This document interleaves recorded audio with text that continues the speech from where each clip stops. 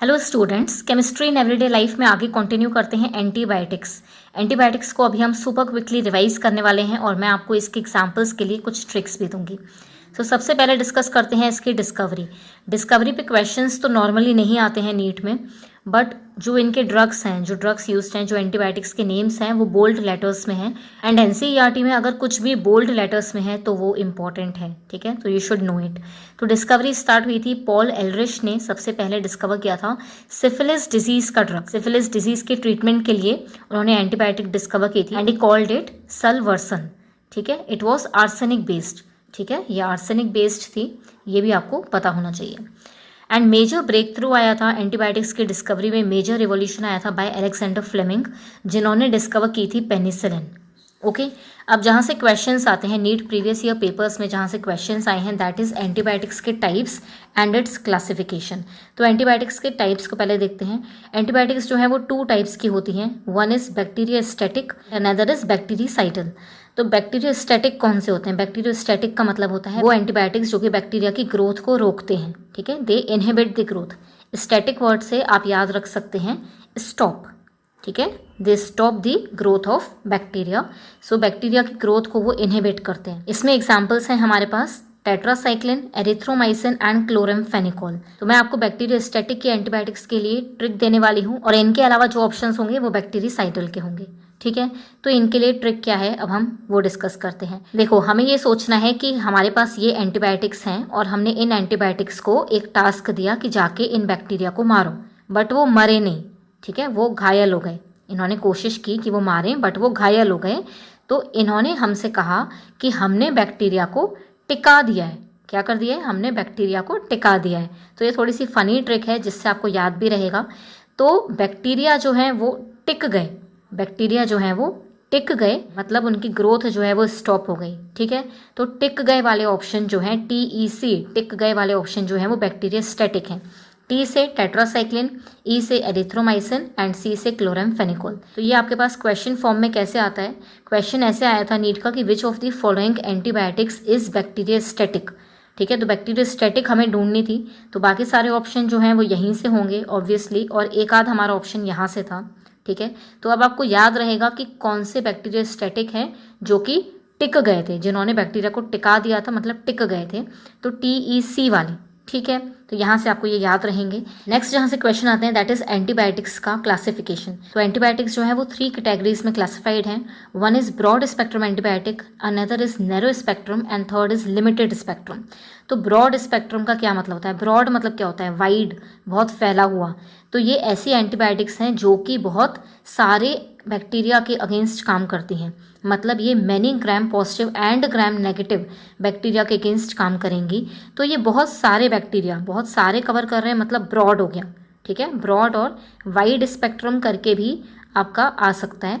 तो ब्रॉड और wide spectrum antibiotics हैं हमारी ये वाली। तो आपको ये पता होना चाहिए कि ये ग्राम पॉजिटिव और ग्राम नेगेटिव दोनों के ही अगेंस्ट काम करती हैं। ठीक है, नैरो स्पेक्ट्रम एंटीबायोटिक्स कौन सी होती हैं? जो कि थोड़े से बैक्टीरिया के अगेंस्ट काम करते हैं। थोड़े से, नैरो मतलब क्या होता है? बहुत थोड़े। तो थोड़े मतलब आइदर ग्राम पॉजिटिव और ग्राम नेगेटिव, या तो ग्राम पॉजिटिव के अगेंस्ट काम करेंगे या ग्राम नेगेटिव के अगेंस्ट। ठीक है, और लिमिटेड स्पेक्ट्रम वो एंटीबायोटिक्स होती हैं जो कि किसी एक पर्टिकुलर डिजीज़ के अगेंस्ट काम करें। ठीक है, किसी एक पर्टिकुलर माइक्रो ऑर्गेनिज्म और पर्टिकुलर डिजीज़ के अगेंस्ट काम करें। तो NCERT में आपके लिमिटेड स्पेक्ट्रम का कोई एग्जाम्पल नहीं है, but you should know narrow spectrum and broad spectrum, इनके दोनों के एग्जाम्पल्स हैं। तो ब्रॉड स्पेक्ट्रम में देखो हमारे पास बहुत सारे हैं, तो हमें इनको लर्न करने की कोई ज़रूरत नहीं है। हम सिर्फ नैरो का लर्न करेंगे कि नैरो स्पेक्ट्रम एंटीबायोटिक का हमारा एग्जाम्पल है पेनिसिलिन G। ठीक है, तो सिर्फ आपको यही याद रखना है।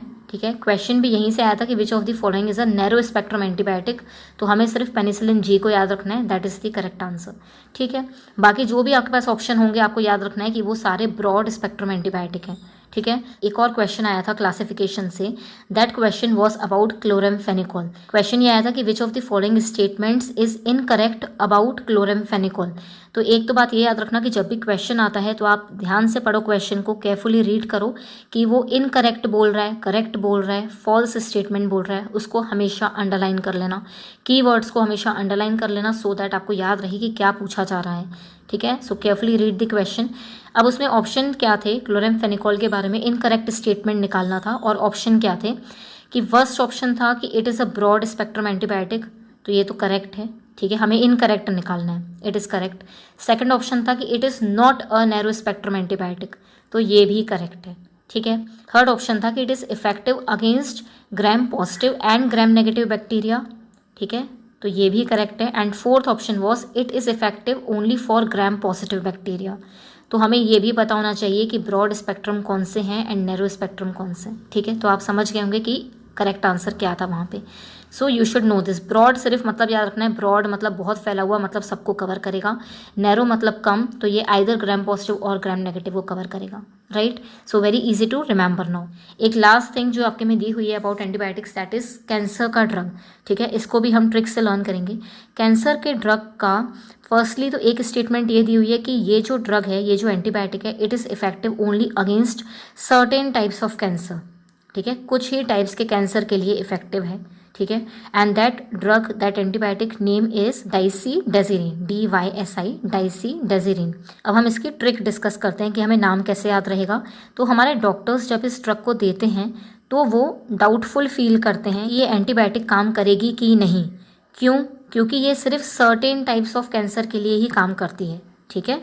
ये दिया हुआ है एनसीईआरटी में कि सिर्फ सर्टेन टाइप्स ऑफ कैंसर के लिए ही काम करती है। तो डॉक्टर्स जो हैं वो डाउटफुल हो जाते हैं, और डाउटफुल को हम क्या बोलते हैं? डाइसी, ठीक है, कि they are dicey, doctors are dicey about this drug.